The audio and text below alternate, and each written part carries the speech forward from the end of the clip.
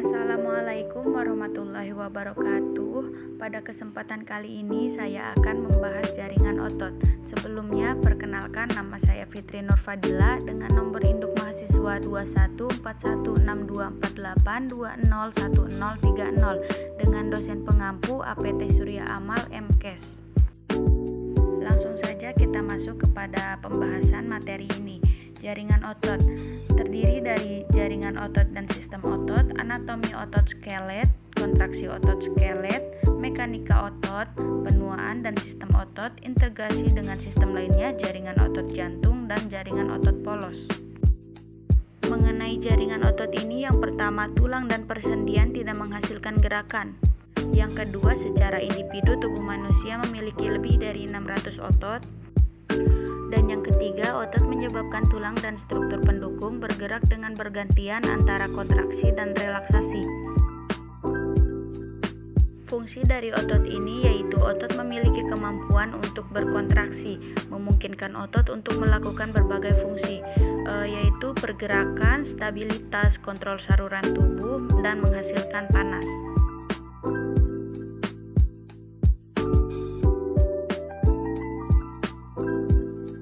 Pada jaringan ikat terbagi lagi menjadi 5, yaitu eksternal lamina, endomisium, perimisium, fasciculus, epimisium, fascia, saraf, dan pembuluh darah.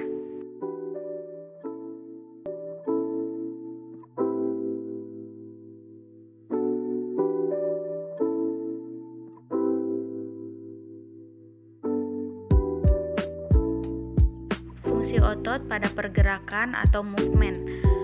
Otot rangka melekat pada tulang oleh tendon sambungan silang sehingga ketika otot berkontraksi. Yang kedua, otot polos ditemukan di dinding organ, kontraksinya menghasilkan pergerakan isi organ.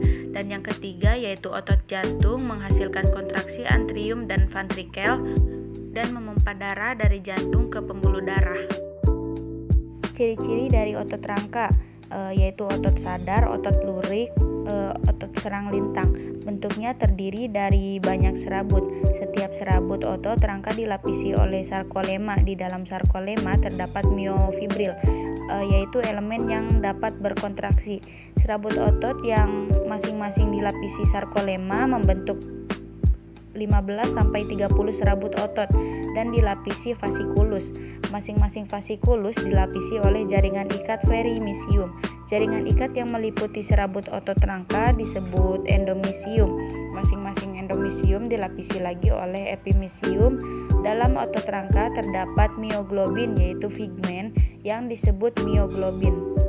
Lokasi otot rangka terletak di semua otot yang melekat pada tulang, otot lidah, langit-langit atau palatinum, faring, dan ujung esofagus.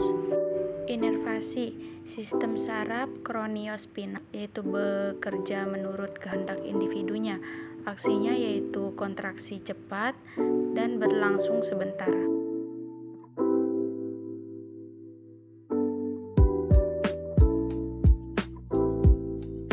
Yang kedua yaitu otot polos, bentuknya seperti gelondong, panjang, ramping, pipih, dan langsing. Setiap otot memiliki satu inti nukleus di tengah kenter. Sitoplasmanya terdiri dari sarkoplasma yang mengandung myofibril atau elemen yang mampu berkontraksi sehingga dapat bergerak. Panjang otot polos bervariasi antara 15 sampai 500 mikron tergantung lokasi. Paling pendek pembuluh darah dan paling panjang yaitu uterus atau rahim. Lokasi terdapat pada alat atau daerah organ yang berongga atau saluran pencernaan makanan.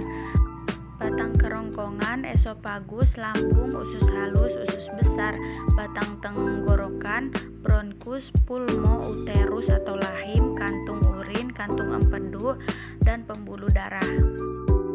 Inervasi atau persarapan sangat dipengaruhi oleh sistem saraf otonom. Untuk otot polos, peningkatan kerja otot polos seperti gerak peristaltik dilakukan oleh saraf parasimpatis, sedangkan penghapatan kerja otot polos dilakukan oleh saraf simpatis.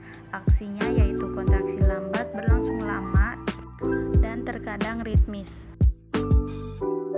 Yang ketiga, otot jantung. Bentuknya yaitu terdiri dari beberapa serabut otot yang bercabang dan bersatu dengan serabut di sebelahnya.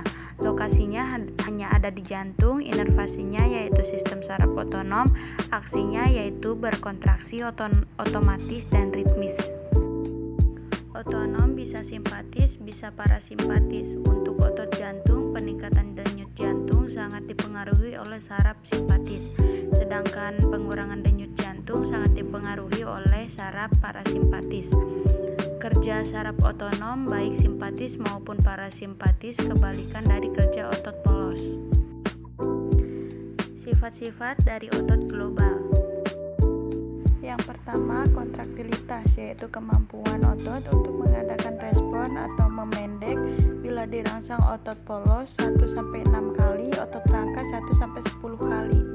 Ekstensibilitas sama dengan distensibilitas, yaitu kemampuan otot untuk memanjang bila otot ditarik atau ada gaya yang bekerja pada otot tersebut, yaitu bila otot rangka diberikan beban, uterus berisi fetus. Yang ketiga, elastisitas, yaitu kemampuan otot untuk kembali ke bentuk dan ukuran semula setelah mengalami ekstensibilitas atau distensibilitas atau kontraksilitas. Iritabilitas sama dengan eksitabilitas, yaitu kemampuan otot untuk mengadakan respon bila dirangsang.